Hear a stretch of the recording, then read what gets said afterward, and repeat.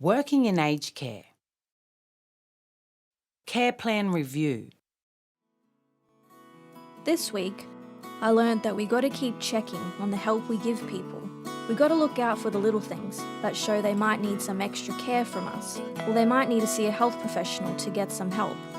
Let me show you what I mean. So I'll update Janie's care plan and her client file about those changes. Now, what about Delia? She's coming back to the community this week and will need to restart her services. That's okay. I'm helping Sonia in the kitchen today. I can just add her back onto the meals list. Thanks, Tamika. First, though, we might need to make a few changes to Delia's care plan. Her support needs will probably have changed a little bit since she's been in hospital. Yeah, she had a stroke, didn't she? I was talking to her carer, Margaret, yesterday, and she said that Delia is getting better, but one side of her body is still weak from the stroke she had. She asked me about getting some grab rails to put in the bathroom to make it safer for Delia. That's right. Delia has a problem with her balance at the moment. The report I had from the discharge planner at the hospital said that she has dysphagia. What? Dysphagia. It's a medical word that means the person has difficulty swallowing. There are lots of things that can cause dysphagia. It can happen when someone has a stroke or maybe a head injury, or even if they have dementia. Yeah, we learned about it from that speech therapist who came out last year and did some training. She was telling us that dysphagia isn't a disease, but it happens because of a disease or health problem. She gave us a food and drink texture chart for the kitchen that showed us what different textures and consistencies of food and drink look like. We'll have to make sure the kitchen staff remember to use that for Delia. Yes, if we don't make Delia's meals right, the food or drink can go down into Delia's lungs instead of her stomach. Oh, that doesn't sound good. No, it isn't. If the food gets into her lungs, Delia could end up with pneumonia. So, what do you want to do to make sure the food and drink goes down right? Well, there's lots of things we can do. We want to make sure that the food is the right consistency. You know, like we make Sammy's meals easier for him to eat. Yes, that's right. We'll probably have to mash, to puree, Delia's food for a while until she recovers. We might also need to thicken her drinks.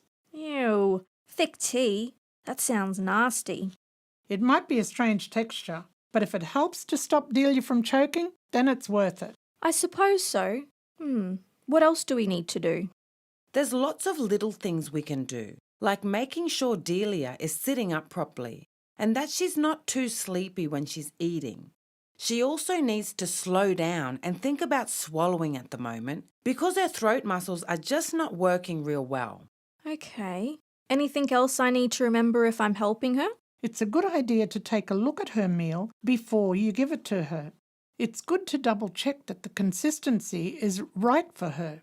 Use that texture chart to check it and make sure she has a drink to go with her meal. Get her to take little sips after she's eaten some food. A drink will help the food go down better. Okay. So how long will Delia have to eat this special diet? For as long as she needs to. I'll add this information to her new care plan. And because she might have some different needs now, I'll be checking on her a bit more often and adjusting her plan if things get better or worse for her. Now, I'll be relying on all of you to let me know if there are any changes that you see in Delia. All right, but what sort of things am I looking for? Let me know if Delia is looking thinner, if she eats less, or if she's having even more difficulty with her eating. Yep, we'll do that. And we'll also be checking her weight and we'll let you know if we see any big changes or if the family tells us about any worries they have for her. Thanks, Judith. I'll get on with writing up this new care plan so I can check it with Delia and her family when they arrive. See, we got to look out for clients. Let our supervisor or team leader know if we're worried about something. We are the eyes and ears of the service. If things change for a client, then their care plan might need to be updated and Enid has to add in new things that we do for them. Or the person might need to go talk with a specialist, like a speech therapist or another health professional. I always tell Enid or Judith if I'm worried about someone. Who do you talk to?